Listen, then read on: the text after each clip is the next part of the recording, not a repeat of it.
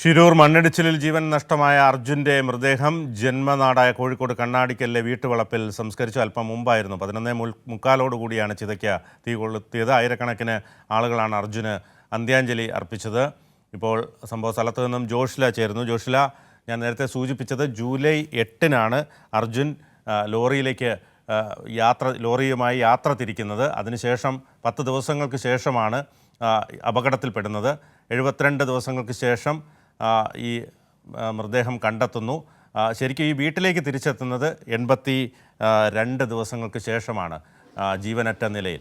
ഏതായാലും വലിയ സങ്കടത്തോടെ എല്ലാവരും അർജുനെ അവസാനമായി ഒരു നോക്ക് കണ്ട് മടങ്ങുന്ന ഒരു കാഴ്ചയ്ക്കാണ് അവിടെ സാക്ഷ്യം വഹിക്കുന്നത്. എന്താണ് അവിടെ നൽകാൻ കഴിയുന്ന വിവരങ്ങൾ?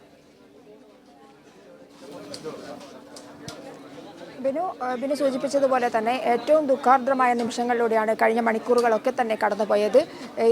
ഇന്നലെ വൈകുന്നേരത്തോടുകൂടി ഷിരൂരിൽ നിന്നും പുറപ്പെട്ട മൃതശരീരം ആയിരങ്ങളുടെ വിലാപയാത്രയോടുകൂടിയാണ് ഇവിടേക്ക് എത്തിച്ചേരുന്നത്. ഏകദേശം 9 മണിയോടുകൂടി ഇവിടെ കണ്ണാടിക്കലിലെ ഈ വീട്ടിലേക്ക് മൃതദേഹം എത്തിച്ചേർന്നു. അതിനു മുൻപ് തന്നെ പൂളാടിക്കുന്നിൽ നിന്ന് വെച്ചും അതുപോലെ തന്നെ കണ്ണാടിക്കലിൽ വെച്ചും ആയിരങ്ങൾ ഈ വിലാപയാത്രയോടൊപ്പം പങ്കുചേർന്നു എന്നുള്ളതാണ് അർജുന് ലഭിക്കാവുന്ന ഏറ്റവും വലിയ ആദരവ് അല്ലെങ്കിൽ സ്നേഹം എന്ന് വേണം. ഈ ഗ്രാമം മുഴുവൻ അദ്ദേഹത്തോടൊപ്പം സ്നേഹം പങ്കുവെച്ചുകൊണ്ട് കൂടെ ഉണ്ടായിരുന്നു ആ മൃതശരീരത്തോടൊപ്പം എന്നുള്ളതാണ് ഏറ്റവും വലിയ കാര്യം എന്ന് വേണം വിശേഷിപ്പിക്കാൻ. കാരണം പൂളാടിക്കുന്നിൽ നിന്നും ലോറി ഡ്രൈവർമാരും അതുപോലെ തന്നെ ലോറി ഉടമകളും ഈ വിലാപയാത്രയോടൊപ്പം പങ്കാളികളാവുന്നു.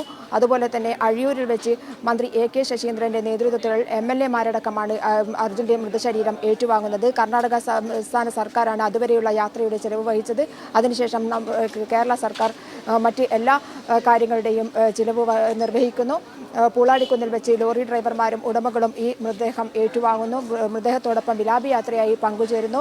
അവസാനം കണ്ണാടിക്കൽ ടൗണിൽ ആയിരങ്ങൾ ഈ മൃതദേഹത്തോടൊപ്പം ചേരുന്നു. വിലാപയാത്രയോടൊപ്പം ചേർന്നുകൊണ്ടാണ് ഈ വീട്ടിലേക്ക് വരുന്നത് എന്നുള്ളതാണ്.